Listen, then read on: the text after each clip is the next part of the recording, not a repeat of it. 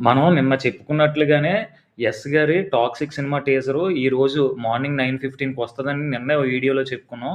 Same as it is అలాగే అది ఈరోజు మార్నింగ్ 9:15కి అలాగా టీజర్ రిలీజ్ అయింది. టీజర్ విషయానికొస్తే విజువల్స్ అయితే బావున్నాయి గానీ, నాకు గ్రాఫిక్స్ అయితే నాకు కొంచెం అంతగా నచ్చలేదు.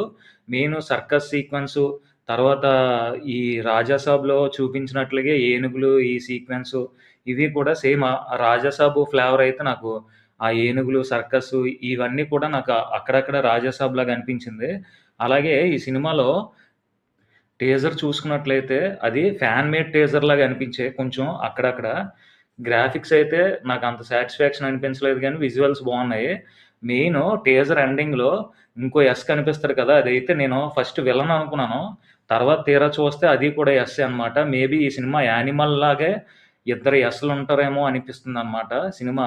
ట్రైలర్ చూసిన తర్వాత మనం ఇంకా ఎక్కువ ఎక్స్‌పెక్ట్ చేయొచ్చు మూవీ గురించి. అలాగే ఈ సినిమాలో హీరోయిన్స్ చాలా ఎక్కువ మందున్నారు. 'నయనతార' గారు, 'కియారా అద్వానీ' గారు ఇలాగా లేడీ రోల్స్ అయితే చాలా ఎక్కువున్నాయి. కానీ అవేవి కూడా ఈ టీజర్‌లో చూపించలేదు.